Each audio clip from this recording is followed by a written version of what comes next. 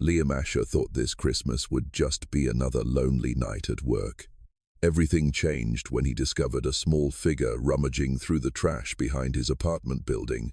A spontaneous decision, a simple act of kindness, unveiled a heartbreaking truth and set in motion an unexpected transformation, changing both of their lives forever.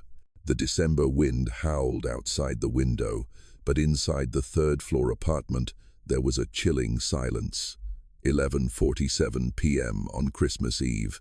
While the city was ablaze with lights and filled with laughter, Liam Asher, an architect and firm owner, sat quietly in the dark, illuminated only by the glow of his computer screen. His apartment was a testament to the life he had chosen.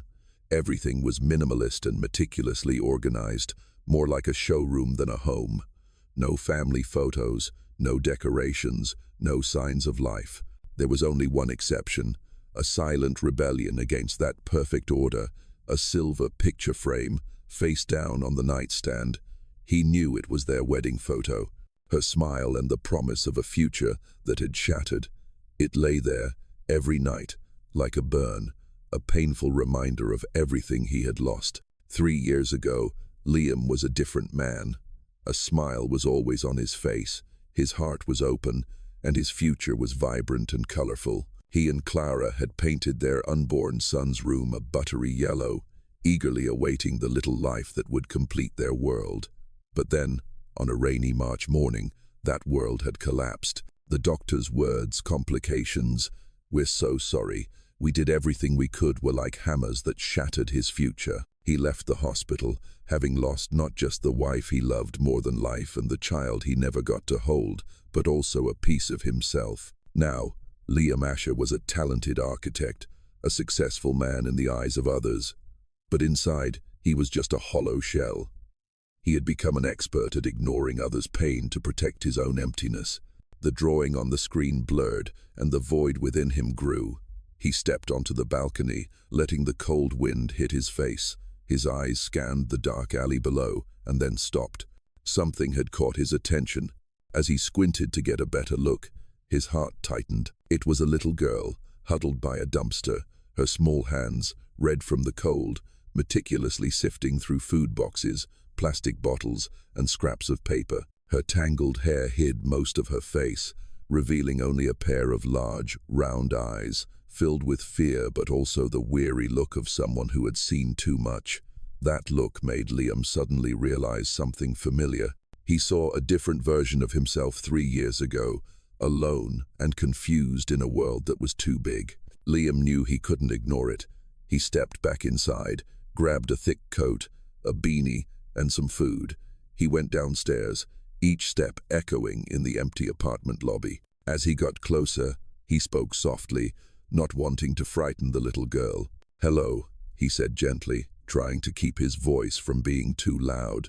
The little girl startled, her eyes looking at him in a panic. She clutched a tin box tightly to her chest, her eyes full of wariness, like a fledgling bird about to take flight. "It's okay," Liam said, slowly raising his hands, palms open. "I won't hurt you. I just want to ask you a question." Ilara stood still, her eyes full of caution. Liam felt an invisible pain, not his own, but the little girl's, touching his heart. It was the pain of an abandoned child, having to survive alone in the biting cold. The protective instincts of a father who had lost his child surged. He knelt down and asked gently, "What's your name?" "Ilara," she whispered, her voice almost lost in the wind. "That's a beautiful name," Liam replied. "I'm Liam. What are you looking for, Ilara?" The little girl didn't say anything, just looked down. Liam knew something was wrong. He didn't ask further. Instead, he offered her a warm sandwich and a bottle of orange juice. Ilara looked at him, then at the sandwich. Her eyes welled up with tears. "Don't be afraid. Eat." Ilara hesitated, then slowly took it. She tore off small pieces, eating carefully, as if she was afraid of dropping a single crumb.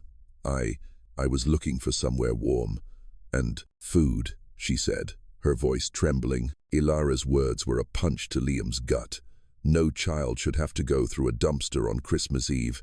He knew he couldn't leave her there. He decided to take her back to his apartment, despite his initial hesitation.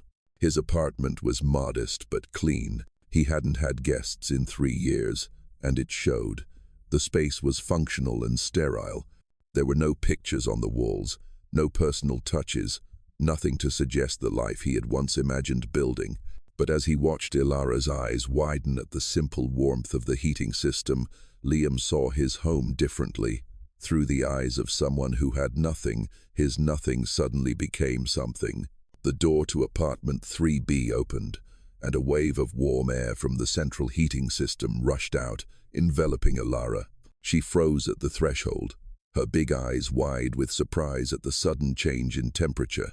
For someone accustomed to the biting cold, this simple warmth was a miracle. "Come in," Liam said softly, taking a step back to give her space. Ilara hesitantly stepped inside. Her worn-out sneakers made almost no sound on the hardwood floor. She stood huddled in the middle of the living room, still clutching the tin box. She looked around Liam's large, clean but cold apartment. Her gaze passed over the grey leather sofa and the huge flat-screen TV, and stopped at the empty walls. There was nothing personal, nothing cozy. Liam felt a strange sense of awkwardness. For the first time in 3 years, he saw his apartment through someone else's eyes. He saw the emptiness, the impersonality he had deliberately created. "You can sit down," he said, pointing to the sofa. "I'll go get you something hot to eat." While Liam was in the kitchen, he heard a slight, rustling sound. He came out and saw Ilara using the hem of her oversized jacket to carefully wipe a small smudge on the coffee table. She did it with such concentration, as if she wanted to prove her usefulness, to be worthy of his kindness. That small gesture once again made Liam feel a pang of guilt. He placed a steaming bowl of chicken soup and a grilled cheese sandwich on the coffee table. The aroma of the food filled the air. Ilara sat on the edge of the sofa, her back perfectly straight. She looked at the bowl of soup, then at Liam, her eyes asking a silent question. "Is this really for me?" "It's all for you," Liam reassured her. "Eat it while it's hot." The little girl picked up the spoon, her hand still trembling slightly. She ate slowly, carefully, chewing each bite thoroughly, as if she was afraid that if she ate too fast, the soup would disappear. Liam sat opposite her, watching in silence. Throughout the meal, Ilara kept the old tin box close by. It seemed to be her constant companion, her only anchor in this chaotic world. "Who do you live with, Ilara?" Liam asked softly. The little girl's eyes welled up. She clutched the tin box to her chest. "I live with my grandmother, Eleanor. She's all I have, after my mom left." Liam could feel the pain that was overwhelming the little girl. He waited patiently, knowing there was more to the story. "Grandma got sick 3 weeks ago," Ilara continued, her voice getting faster, as if speaking quickly would make the pain less. "She was coughing a lot and was always tired. We didn't have money to see a doctor, so she just took medicine from the store. One morning, I tried to wake her up for breakfast, but she wouldn't open her eyes. I shook her, called her name, but she didn't wake up." Liam's throat tightened. He knew that feeling. He had once shaken someone in desperation, refusing to accept reality, the moment when everything collapsed and changed forever. He remembered that fateful day, the day he lost Clara. The doctors said they did everything they could, but she didn't make it. He had screamed in agony, punched the wall, and finally collapsed in helplessness. "Then the people in uniform came," Ilara whispered. "They took her away. They said I had to live with new families, but none of them wanted me to stay. They kept moving me somewhere else. And the last people, they didn't care about me. So I walked here. I thought maybe, if I came back to the old neighborhood, Grandma Eleanor would come back too." Hot tears streamed down her cheeks. This child had been tossed around the system like an object, forgotten, abandoned, forced to survive on crumbs and hope. He took out his phone and looked at the time. 12:03 a.m. It was now Christmas Day. "Ilara," Liam said, his voice choked with emotion. "How long have you been out here?" 2 days, the little girl admitted. "I slept in the basement of the next apartment building." There's a broken window I could squeeze through. 2 days. A 7-year-old child had survived alone in the freezing cold of December. Liam slowly stood up, his head spinning. Elara, listen to me carefully. You don't have to go through this alone anymore. The little girl looked at him with skeptical, weary eyes. Adults had made her promises many times, and all those promises were broken. I know you don't know me, Liam continued, and I know you probably don't trust adults right now, but I promise you this, I'm not going anywhere. From now on, this is your home. Something in his voice, perhaps the raw sincerity, or the way his own pain was reflected in his eyes, made Elara's shoulders relax. She nodded slightly, tears streaming down her face. He thought of Clara. She always said he had a kind heart, even though he tried to hide it behind a cold exterior. You're going to be a wonderful father, Liam, she used to say, her hand stroking her pregnant belly. Those words had once been his greatest joy, then became his greatest pain. But tonight, looking at Elara, he wondered if this was a second chance. A chance to keep the promise he couldn't keep to Clara and his son. That night, Elara slept on the sofa, her arms still clutching the old tin box, as if it were the last piece of memory she had of her grandmother. Liam couldn't sleep. He sat in the dark, watching the little girl. After feeling safer and trusting that Liam wouldn't kick her out, she had told him the rest of the story before falling asleep. She pointed to the tin box. Before she closed her eyes, her voice whispered in the dark. Grandma gave me this box and said, if anything happens, go to the Oak Haven apartment complex. Find the man in apartment 3B. I have a good feeling about him. Give this to him. She looked up at Liam, her clear eyes sparkling in the moonlight. Apartment 3B, is that here? That question, spoken with innocent trust, had an even stronger impact. A shock ran down Liam's spine. Moonlight filtered through the window, casting a silver streak on the tin box. He squinted at it. On the lid was a faint etching, a small, handcrafted sunflower. The image was suddenly strangely familiar. Liam's mind began to race, trying to connect the scattered pieces. A sunflower, Oak Haven, Eleanor. And then, like a dam breaking, memories came flooding back, vivid and clear. He had seen a similar box before. No, he had never met Grandma Eleanor, but his wife, Clara, had. More than 3 years ago, when she was pregnant, Clara had volunteered at the Oak Haven nursing home near their house. She often came home and told Liam about her work there. One evening, she came back with a radiant look on her face, holding a small tin box. Look at this, she said, holding out the box with the sunflower etching. Grandma Eleanor gave it to me. She's the head nurse there. She makes these boxes herself for the volunteers she loves most. She's wonderful, Liam. Both strict and warm. Everyone loves her. This memory opened up a series of other memories.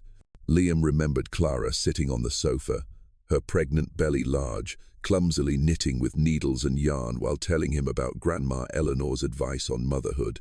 She said she was raising her granddaughter, too. She said raising a child is the hardest but most rewarding journey. And then another painful memory came back. Clara had also told Grandma Eleanor a lot about him. I showed off to Grandma Eleanor about you again today, she giggled. I told her my husband is the most amazing architect, a man of few words but with the warmest heart in the world. I told her you would be a wonderful father. Grandma Eleanor just smiled and said she believed that. Liam looked back at the box in Elara's hand.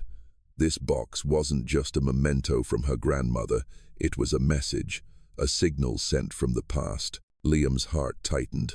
Grandma Eleanor didn't just have a good feeling about him, she knew about him through the person he loved most. She knew about the man Clara had trusted and been so proud of. She wasn't choosing a stranger. She was placing her trust in the husband of the young volunteer she had adored, the man she believed could be a good father. This realization made the responsibility on Liam's shoulders even heavier, but also incredibly sacred. This wasn't just the last wish of a stranger. It was a connection woven from Clara's love, confirmed by a tangible keepsake. He couldn't betray this trust. The following days transformed into a strange whirlwind of paperwork, phone calls, and the constant presence of a 7-year-old girl. Liam had reported the incident to the Department of Children and Family Services. He poured himself into the process of gaining custody of Ilara with the same intensity he had spent the last 3 years avoiding life. He agreed to every check and filled out every form for a single purpose: to be with Ilara. She remained in his temporary care. While they investigated, he was granted temporary custody of Ilara. His apartment, once a fortress of solitude, now showed signs of life. A few small toys he had bought in a hurry, picture books on the table, and Ilara's rare giggles when watching cartoons. Liam witnessed her slow transformation. Little by little, her hardened shell began to crack. Ilara no longer flinched when he walked into the room. She started asking curious questions about his work and the architectural models in his study. Once, she even boldly commented, "Your building looks like a sleepy robot." Liam laughed, a real laugh that even he was surprised to hear. One morning, Liam Asher woke up earlier than usual. He went into the kitchen, fumbling to make coffee and get out the pancake mix. The clatter of pots and pans woke Ilara. She tiptoed in and sat on the stool by the kitchen island, her eyes wide as she watched. "I'm making pancakes this morning," Liam said, his voice still groggy. "Can you really do it?" Ilara asked, a mischievous smile on her face. Liam feigned a frown. "Of course. I used to be a professional chef." He poured the batter into the pan, and immediately there was a loud sizzle, followed by a burnt smell. Liam awkwardly flipped the pancake, one side already charred black. Ilara burst into giggles, her clear laughter echoing through the kitchen. It was the most genuine and innocent sound he had heard in 3 years.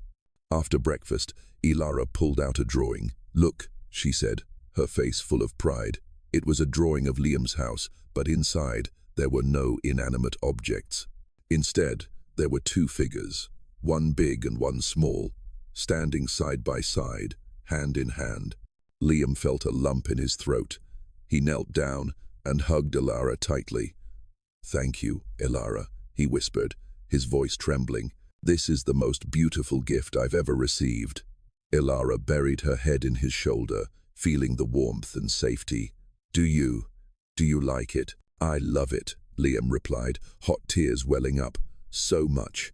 He held Ilara close, feeling like he was holding the whole world. In that moment, he realized that he hadn't just saved Ilara from the cold of that Christmas night. She had also saved him from his own loneliness. They had found each other, and together they would build a real home. But the healing process wasn't always smooth.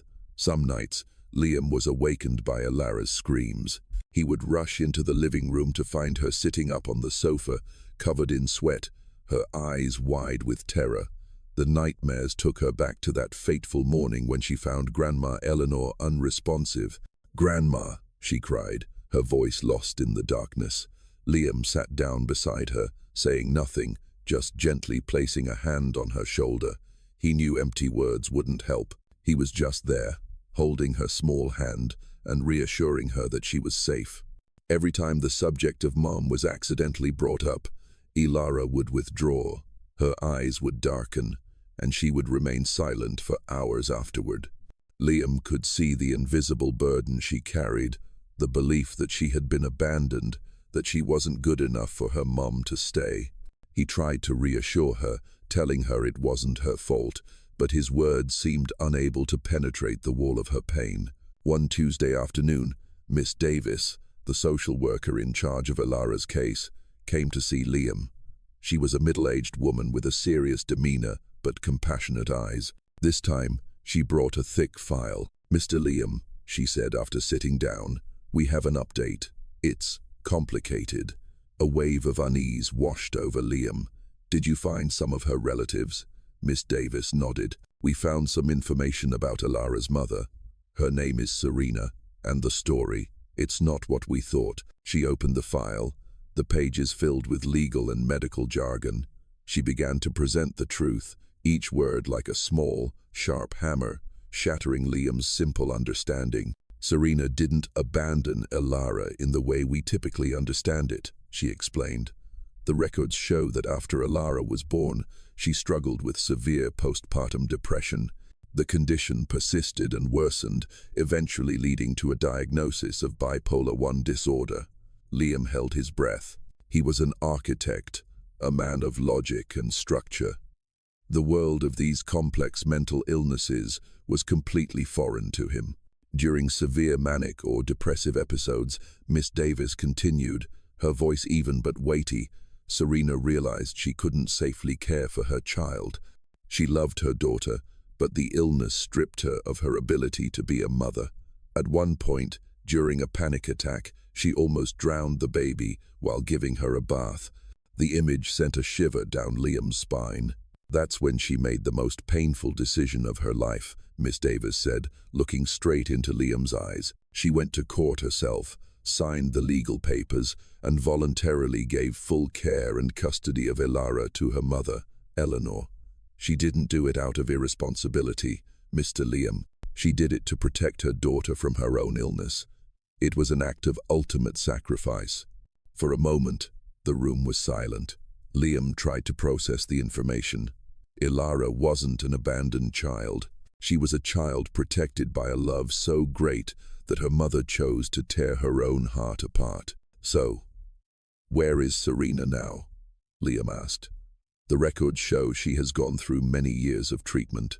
The last update, about a year ago, indicated she was living in a supported facility in another city. Her condition is stable, but she still requires close medical monitoring. She's not able to take on the responsibility of being a mother.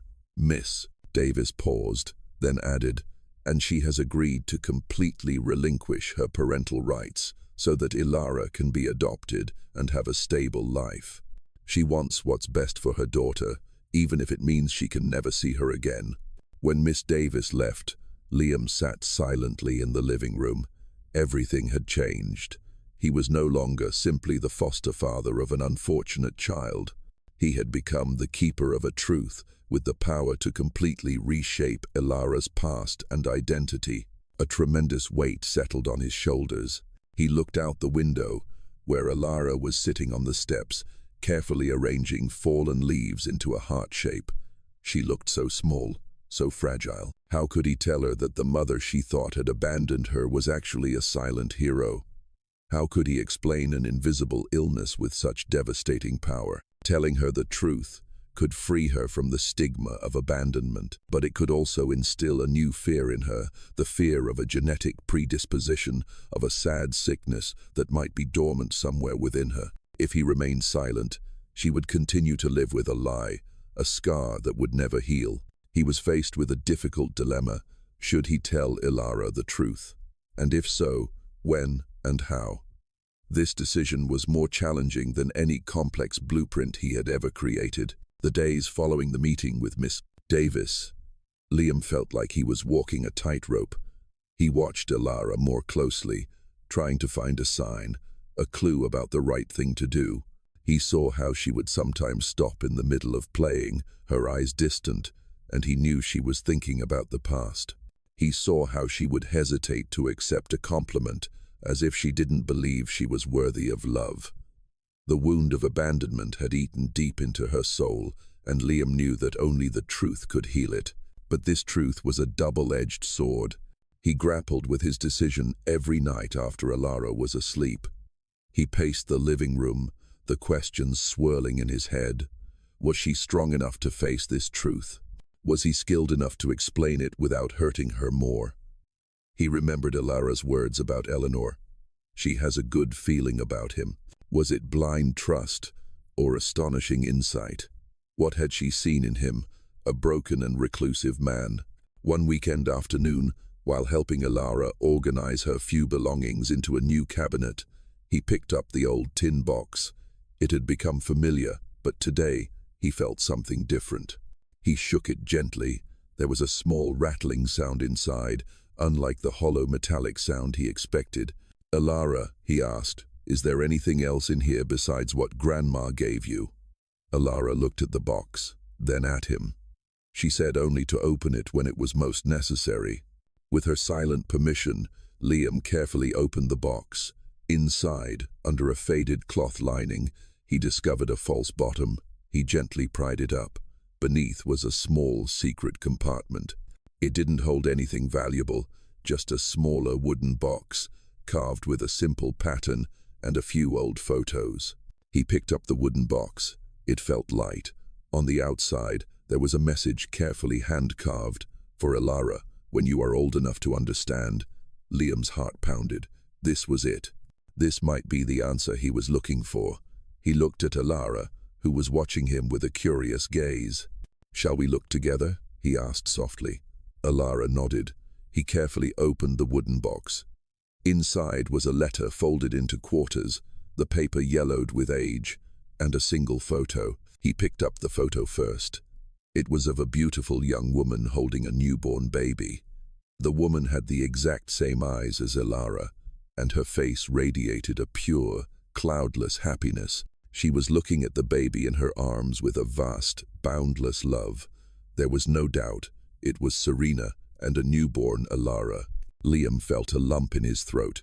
This photo was irrefutable evidence. This was not the face of a mother about to abandon her child. Then, he carefully unfolded the letter. Eleanor's handwriting, though shaky with age, was clear and full of warmth. It was a letter she had written to her granddaughter. Liam began to read silently at first, but then he decided to read it aloud for both of them to hear. "My dearest Ilara, if you are reading this letter, it means I am no longer here to tell you this story myself. There is something important I want you to know, a truth about your brave mother, Serena. People may have told you that your mother abandoned you, but that is not the truth, my love. The truth is much more complicated and much more heartbreaking. Your mother loved you more than anything in the world. It was because of that love that she chose to stay away to protect you. After you were born, a sad sickness came to your mother. It's not like a cold or a stomachache.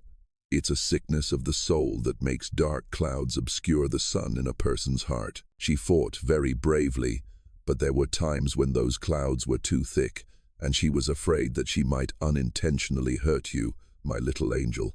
The decision to leave you was the bravest and most painful thing your mother ever did. She sacrificed her own happiness to ensure that you would be safe and grow up in love. Each day apart from you was a day her heart bled. Never believe that you are not worthy of love, Ilara. You are not a mistake. You are the culmination of a great love and an even greater sacrifice. Live happily, live strongly, for your mother too. And to you, Liam, I know it is a heavy burden to place on the shoulders of a man I have never officially met, but I feel as though I already know you through the loving eyes of a wonderful young girl, Clara. She brought so much light to our nursing home, and she spoke of you with immense pride and boundless love. I heard about the tragedy that befell you and Clara, and my heart broke for you. I know what it feels like to lose a part of your soul. Perhaps that is why I take the liberty of believing that you are the only person who can understand my granddaughter's story. You understand that love is sometimes expressed through loss and sacrifice. I am not asking you to replace what was lost. No one can. I only hope that, in caring for and healing Ilara, you will also find a way to heal yourself. Clara always believed you would be a wonderful father. I believe it too. Please take care of my treasure. Sincerely, Eleanor. When Liam finished reading, he no longer felt the weight of a burden. He felt the weight of trust, of a legacy passed down. Eleanor and Clara, two kind women from two different worlds, had woven an invisible web of love that now enveloped him and Ilara. They had given these two shattered souls a second chance. He looked at Ilara, who was quietly wiping away tears as she looked at the photo of her and Clara. "I know her," Ilara whispered, her tiny finger pointing at Clara in the photo. "Grandma Eleanor told me. She said this was an angel who used to visit her. She said she had the most beautiful smile." Liam held his little girl tightly. "She was, my love. She was an angel. And that angel brought us together." He had found his answer. Eleanor had not given him a burden, but a legacy. She had left him the key to heal Ilara's wound, a truth packaged in love and understanding. He knew what to do next. That evening, Liam didn't turn on the TV or the computer. He and Ilara sat together on the sofa, the wooden box and the letter from her grandmother beside them. Ilara had read the letter many times, her small fingers tracing over the handwriting. The photo of her mother, Serena, and herself as a newborn was placed prominently on the coffee table. Ilara was no longer crying. She was silent, but it was a different kind of silence than before. Not one of withdrawal, but of contemplation, of rearranging the pieces of her past. "Dad," Ilara said softly, calling him that naturally and with certainty for the first time. Liam's heart leaped. "Yes, sweetie," he replied, trying to keep his voice steady. "My mom, she's so pretty," Ilara said, her eyes fixed on the photo, "and she looks so happy." "She was," Liam said. "She loved you very much. She did something incredibly difficult to protect you." "I'm not mad at her anymore," Ilara said, her voice clear. "I just feel sad for her." The empathy of a 7-year-old child astonished and moved Liam. The resentment in her heart had been replaced by compassion and a complex but profound love. The portrait of her mother was finally complete. Not an invisible ghost who abandoned her, but a real woman, a silent hero with an extraordinary love. A few weeks later, the adoption hearing took place in a small, cozy courtroom. Miss Davis was there, and so was Liam's lawyer. The judge was an elderly woman with white hair and kind eyes. She had carefully reviewed the file, Miss Davis's reports, and even the letter from Eleanor that Liam had submitted. She looked at Liam.